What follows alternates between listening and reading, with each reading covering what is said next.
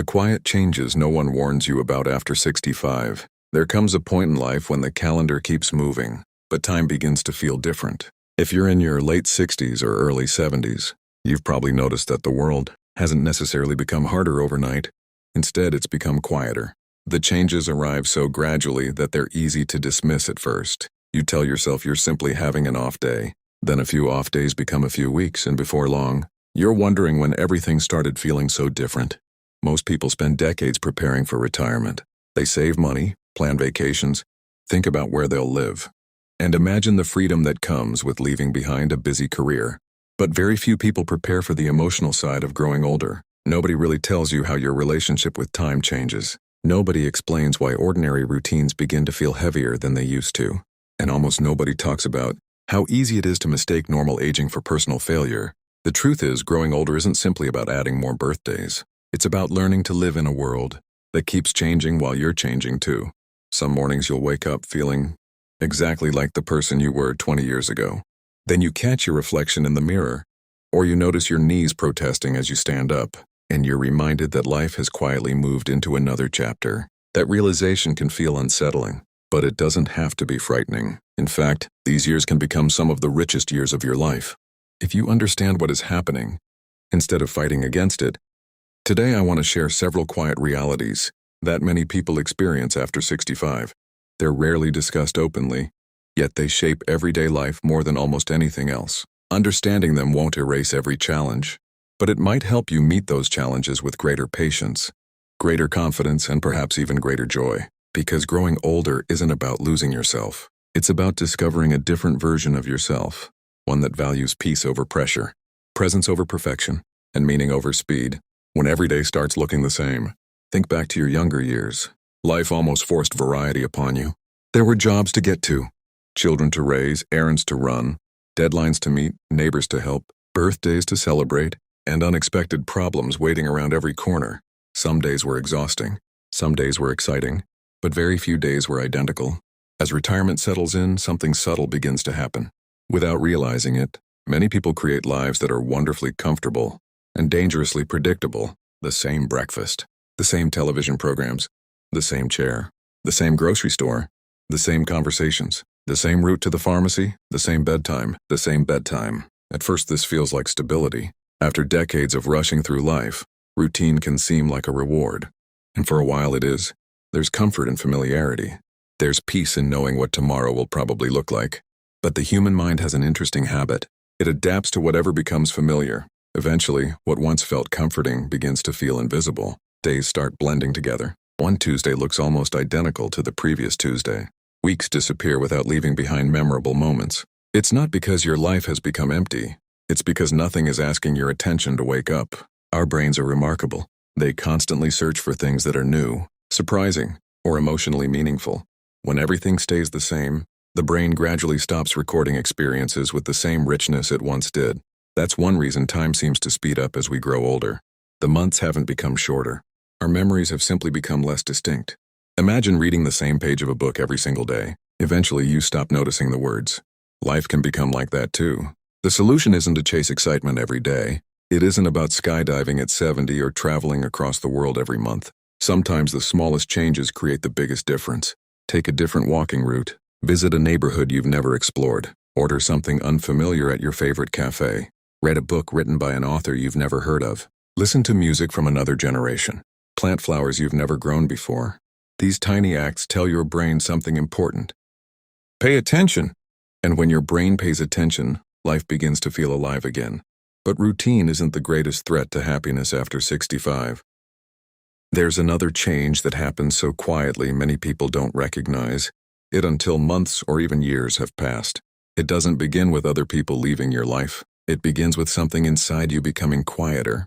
And once that happens, the silence can slowly reshape your entire world. One of the biggest misconceptions about aging is that loneliness begins when people disappear from your life. In reality, it often begins much earlier than that. It starts the moment you begin saying, maybe another day. Maybe I'll call my old friend next week. Maybe I'll attend that community gathering next month. Maybe I'll visit my neighbor when I have more energy. Maybe I'll go for a walk tomorrow. Those little promises seem harmless. After all, tomorrow always feels close enough. But days have a strange way of becoming weeks, and weeks quietly become months. Then one afternoon you look around your home and realize something has changed. The silence has become familiar. Not peaceful, not comforting, just familiar. The phone doesn't ring as often. The conversations become shorter. The calendar holds fewer plans than it once did. It's easy to believe everyone else simply moved on with their lives. Sometimes that's true. But often, the distance grows because everyone is waiting for someone else to make the first move. One friend assumes you're busy. You assume they're busy. Neither person reaches out. The friendship doesn't end with an argument. It fades through silence. That's why maintaining connection after 65 requires something different than it did when you were younger. When you were working, relationships often happened naturally. You saw coworkers every day. Neighbors were outside while you were leaving for work. Children's school activities created opportunities to meet people. Life constantly placed human interaction in your path. Retirement changes that. Now connection becomes something you have to create intentionally, and that can feel uncomfortable, especially if you've spent your entire life believing that you shouldn't bother other people. Many older adults hesitate to call family because they don't want to interrupt. They avoid inviting friends because they're afraid of hearing no. They stop joining social activities because they wonder whether they'll fit in. These thoughts are understandable, but they're rarely accurate. More often than not, the people who care about you are simply waiting for a reason to reconnect. A phone call, a short visit, a shared cup of coffee, a simple message asking, "How have you been?" Those small moments matter more than we realize. Research has shown that meaningful social interaction contributes not only to emotional well-being but also to physical health and cognitive resilience as people age. But beyond the science lies something even more important. Human beings were never meant to carry life entirely alone. We are storytellers, listeners, comfort givers, comfort receivers. Every conversation reminds us that we still belong somewhere, and belonging is one of the deepest human needs, no matter our age. Perhaps that's why the smallest interactions often brighten an entire day. The cashier who remembers your name, the mail carrier who asks how you're doing, the neighbor who waves while watering the garden. These moments may seem insignificant, yet they quietly remind us that we are still part of the living world. Never underestimate the power of being recognized. Sometimes a 5-minute conversation can lift a heavier burden than an expensive vacation. Another important truth is learning the difference between being alone and feeling lonely. These two experiences are often confused, but they are completely different. Being alone can be deeply restorative. Imagine sitting on your porch early in the morning. The air is cool. Birds are beginning their songs. The world hasn't fully awakened yet. You sip your coffee slowly. No noise, no demands, just peace. That isn't loneliness. That's solitude. Solitude nourishes the soul. Loneliness drains it. The difference isn't measured by the number of people around you. It's measured by how connected you feel to yourself and to others. You can feel lonely in a crowded room, and you can feel wonderfully content sitting quietly by yourself. Learning this difference changes everything, because the goal isn't to avoid being alone. The goal is to avoid becoming emotionally disconnected. Connection begins long before another person arrives. It begins with remaining curious about life. Curious enough to smile at strangers. Curious enough to ask questions. Curious enough to keep participating in the world, instead of watching it pass through the window. Participation keeps the heart young, not because it erases age, but because it reminds us that life is still unfolding. No matter how many birthdays we've celebrated, there is always another conversation waiting to happen, another friendship waiting to begin, another memory waiting to be created. And perhaps the greatest gift we can give ourselves during these years is refusing to believe that our most meaningful relationships are already behind us. Sometimes the next wonderful person you'll meet is someone you've never spoken to before. Maybe they're sitting on the same park bench tomorrow morning. Maybe they're volunteering at the local library. Maybe they're your new neighbor. Life has an amazing habit of introducing people to us when we remain open to being introduced. But openness requires courage. And courage often begins with one small decision: to step outside, to say hello, to accept an invitation, or simply to stop waiting for the perfect moment. Because perfect moments rarely arrive on their own. We create them by showing up, just when you think you've learned how to navigate changing routines and a quieter social life. Another challenge appears, one that strikes at something much deeper than loneliness. It touches your pride. For decades, you've been the one solving problems, helping others, and carrying responsibilities without complaint. But what happens when life asks you to accept help instead? Learning that strength can look different. There is a lesson that many people spend an entire lifetime avoiding, not because they're stubborn, not because they're proud, but because they were raised to believe that asking for help meant they had somehow failed. If you grew up in a generation that valued hard work above almost everything else, chances are you learned to carry your burdens quietly. You fixed things instead of replacing them. You worked overtime without complaining. You stayed strong for your family even when you were exhausted. You became the person others depended on. Over the years, that identity became part of who you were. Being reliable wasn't just something you did. It became something you believed you had to be. So when life changes after retirement, something unexpected begins to happen. For the first time in decades, there are moments when you're no longer the one offering help. Instead, someone offers it to you. At first, it may seem like a kind gesture. A son offers to carry your groceries. A daughter insists on driving you to an appointment. A neighbor volunteers to mow your lawn. A grandchild rushes over to move a heavy box before you even have the chance. And what is your first instinct? I've got it. I don't want to bother you. I'm still fine. Those words come so naturally that we rarely stop to question them. But sometimes those words don't protect our independence. They protect our pride. And there is a difference. Real independence isn't refusing every helping hand. Real independence is knowing when accepting support allows you to keep enjoying the parts of life that matter most. Think about a bridge. Even the strongest bridge has supports underneath it. Without those supports, the bridge doesn't become stronger. It becomes vulnerable. People are no different. No one was designed to carry every weight alone forever. Yet many older adults continue trying. Not because they enjoy struggling, because they're afraid of becoming a burden. That fear is incredibly common. It's one of the quietest fears people carry as they grow older. No one wants their children to worry. No one wants friends to see them as fragile. No one wants to feel as though they're taking more than they give. But here's something worth remembering. The people who love you don't usually see helping you as a burden. They see it as a privilege. Think back through your own life. Did you ever resent helping your children when they were learning to walk? Did you feel annoyed every time your parents needed encouragement during difficult seasons? Probably not. You helped because you loved them. Love naturally wants to participate. It wants to be useful. It wants to share both joyful moments and difficult ones. When someone offers to help you now, they may not be doing it because they think you're weak. They may simply be expressing their love in the only way they know how. Accepting that love can sometimes require more courage than carrying everything yourself. There is another reason accepting help becomes difficult. Many people confuse assistance with dependence. They imagine that accepting one favor means surrendering all control over their lives. But life rarely works that way. Support exists on a spectrum. Maybe someone helps clean your gutters. That doesn't mean you've lost your independence. Maybe a family member drives you through heavy traffic. That doesn't mean you've given up your freedom. Maybe someone carries the heavier suitcase while you carry the lighter one. That's teamwork, not weakness. One of the wisest shifts we can make as we age is redefining what strength actually means. When we're young, strength often looks physical. It's lifting more, working longer, doing everything ourselves. But later in life, strength begins to look different. It becomes patience instead of speed, wisdom instead of certainty, flexibility instead of force. It becomes difficult to recognize where the trail once was. Eventually, nature quietly reclaims it. Our bodies work in much the same way. Movement is like that well-worn path. When we continue to move, our bodies remember how. When we stop moving, our bodies slowly forget. This isn't meant to frighten you. It's simply one of the realities of being human. The remarkable thing about the human body is that it constantly responds to the messages we send it. Every walk tells your muscles we're still using you. Every stretch reminds your joints you're still needed. Every staircase climbed says to your balance, stay awake. These may seem like ordinary actions, but they are quiet conversations between your mind and your body. The problem is that fear can interrupt those conversations. Fear is understandable. Perhaps you've seen friends experience serious falls. Maybe you've had one yourself. Perhaps your doctor has advised you to be careful. There's wisdom in being cautious. But caution and avoidance are not the same thing. Caution says, I'll use the handrail. Avoidance says, I'll never take the stairs again.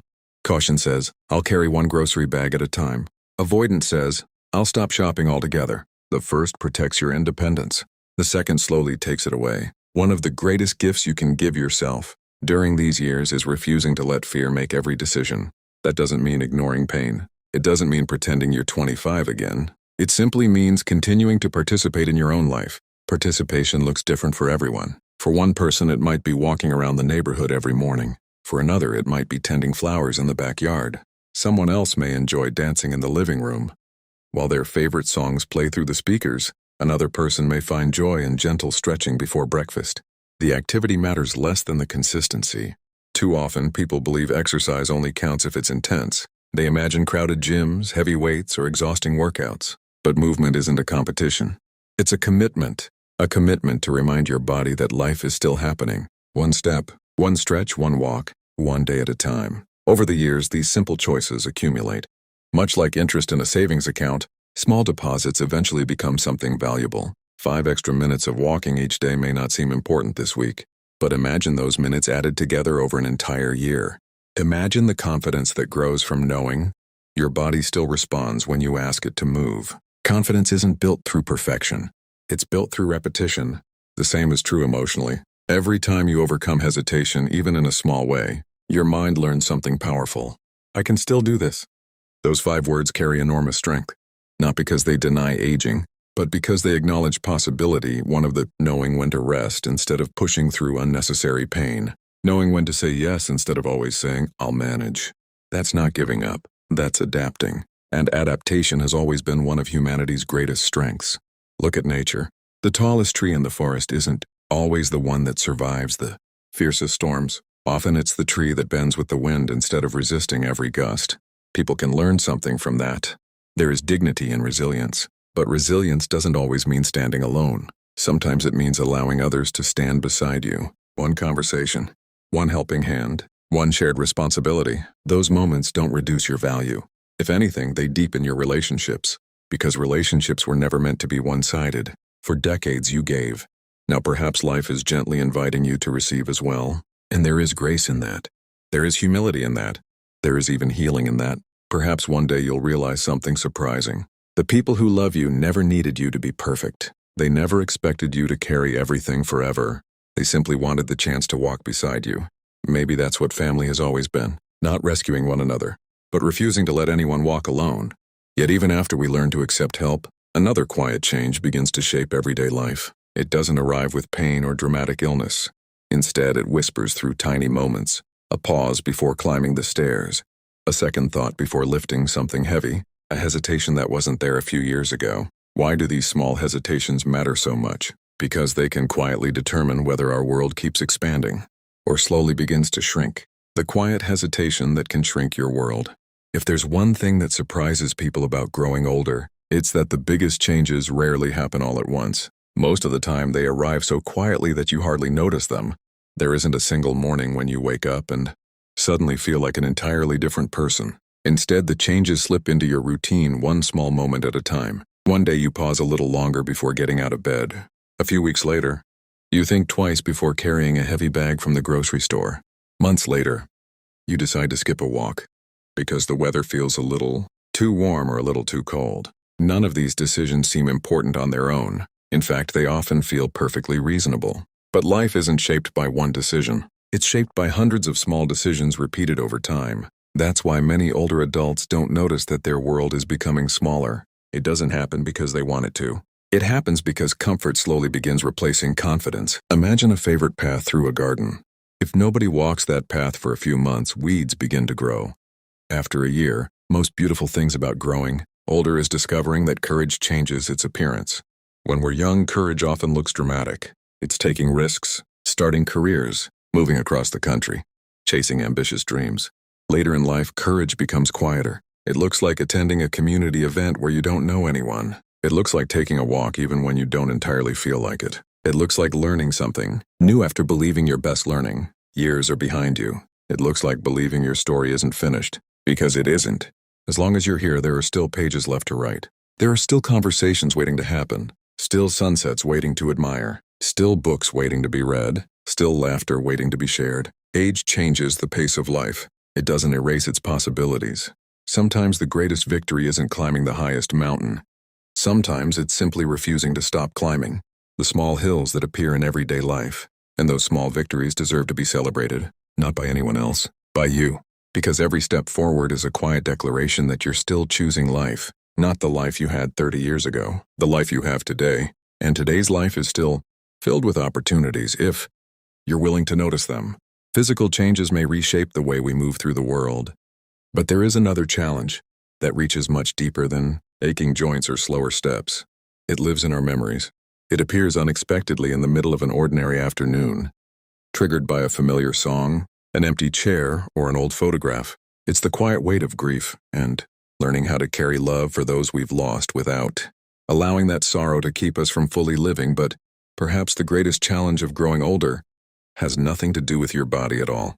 It's something carried quietly in the heart. In the next part, we'll explore grief, purpose, and how to keep living with hope despite life's deepest losses.